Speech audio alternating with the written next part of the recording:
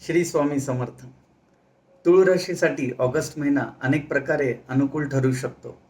नोकरदार वर्गासाठी good news मिळू शकते. व्यावसायिकांना मोठे यश मिळू शकते. तसेच हा महिना तुमच्यासाठी काही बदल घेऊन येत आहे. पण या महिन्यात काही गोष्टींकडे केलेले दुर्लक्ष मोठे नुकसान करू शकते. तुमची आर्थिक स्थिती, नोकरी, व्यवसाय आणि आरोग्याच्या बाबतीत नेमके काय घडणार आणि कोणत्या गोष्टींपासून सावध राहणे आवश्यक आहे, हे सर्व आपण आज पाहणार आहोत. म्हणून हा व्हिडिओ शेवटपर्यंत नक्की पहा, कारण शेवटी मी काही सोपे आणि प्रभावी उपायही सांगणार आहे, जे केल्याने तुमच्या समस्या दूर होण्यास व तुम्हाला या महिन्यात दैवी साथ मिळण्यास मदत होईल.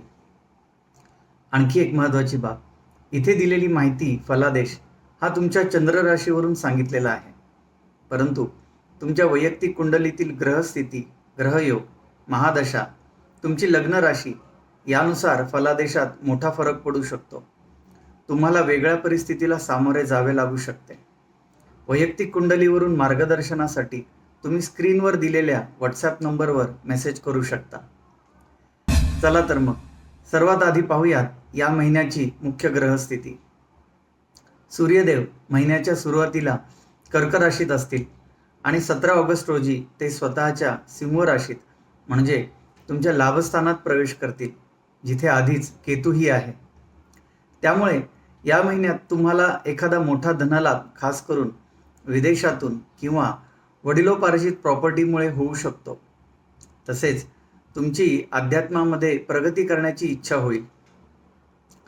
मंगळ 2 ऑगस्टला मिथुन राशीत म्हणजे तुमच्या भाग्यस्थानात प्रवेश करेल.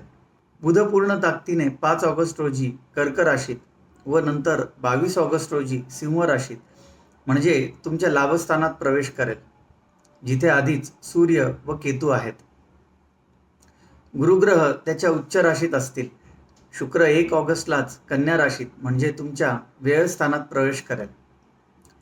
शनी महाराज मीन राशीत म्हणजे तुमच्या षष्ठ स्थानात वक्री स्थितीत असतील. आत्तापर्यंत सांगितलेल्या ग्रहस्थितीचे परिणाम आपण सविस्तर पाहणारच आहोत, पण एकंदरीतच ग्रहस्थिती उत्तम फळ देणारी आहे. आता पाहूयात नोकरी, व्यवसाय आणि आर्थिक स्थिती. करिअरच्या दृष्टीने हा महिना तुमच्यासाठी उत्कृष्ट असणार आहे. महिन्याच्या सुरुवातीला सूर्य आणि गुरुसारखे ग्रह तुमच्या 10व्या घरात असतील आणि वक्री शनी तुमच्या 6व्या घरात असेल. शनीमुळे कामाचा ताण निश्चितपणे वाढेल आणि तुम्हाला खूप मेहनतही करावी लागेल, परंतु सूर्य आणि गुरुच्या आशीर्वादाने तुम्हाला कामाच्या ठिकाणी चांगले पदही मिळू शकते. पदोन्नतीचीही दाट शक्यता आहे.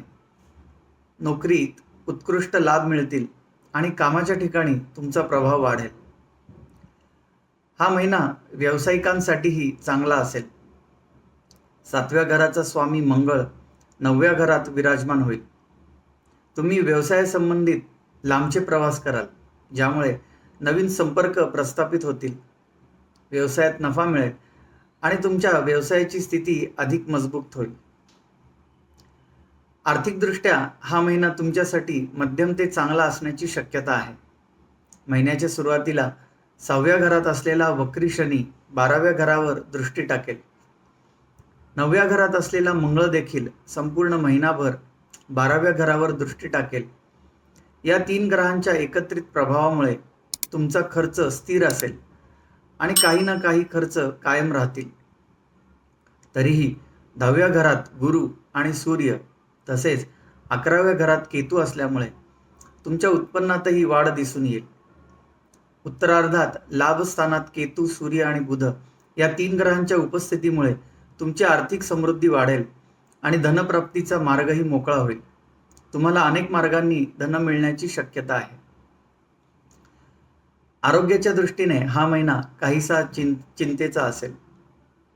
तुमच्या राशीचा स्वामी शुक्र महिनाभर त्याच्या दुर्बळ राशीत म्हणजेच कन्या राशीत 12व्या घरात असेल, जे स्वतःच्या आरोग्याच्या समस्या दाखवतो. या व्यतिरिक्त 6व्या घरात असलेला वक्री शनी देखील शुक्र आणि 12व्या घरावर दृष्टी टाकेल, ज्यामुळे तुमच्या शारीरिक समस्या वाढू शकतात. मंगळ देखील 9व्या आणि 12व्या घरातून तुमच्या राशीच्या स्वामीवर दृष्टी टाकेल, ज्यामुळे आरोग्याच्या समस्या वाढू शकतात. खास करून झोपेच्या, डोळ्यांच्या, त्वचेच्या समस्या, तसेच कमी झालेली प्रतिकारशक्ती आणि पोटाच्या समस्या देखील त्रास देऊ शकतात. प्रेमसंबंधांसाठी हा महिना संमिश्र परिणाम देणारा असेल. 5व्या घरात असलेला राहू तुमच्या प्रेमजीवनात तुम्हाला पुढे नेईल आणि तुमचे नाते अधिक दृढ करेल. दरम्यान 5व्या घराचा स्वामी शनी 6व्या घरात वक्री होईल, ज्यामुळे अनेक समस्या आणि वाद निर्माण होऊ शकतात. महिन्याच्या उत्तरार्धात राहूसह सूर्य आणि बुध यांचा 5व्या घरावरील प्रभाव तुमच्या नातातील चढ उतार वाढवू शकतो. विवाहितांना हा महिना चांगला असेल. 7व्या घराचा स्वामी मंगळ संपूर्ण महिनाभर 9व्या घरात राहील, ज्यामुळे तुम्हाला तुमच्या जोडीदारासोबत लांबच्या प्रवासाला जाण्याची संधी मिळेल. तुम्ही बराच वेळ एकत्र घालवाल. मात्र 6व्या घरात वक्री शनीच्या उपस्थितीमुळे तुमच्या जोडीदाराला काही आरोग्याच्या समस्या जाणवू शकतात, म्हणून त्यांच्या आरोग्याची काळजी घ्या. हा महिना कौटुंबिक बाबींसाठी चांगला असेल. 10व्या घरात स्थित असलेला गुरु 2ऱ्या आणि 4थ्या घरांवर आपला प्रभाव कायम ठेवेल. कौटुंबिक संबंधांमध्ये चांगला सुसंवाद येईल.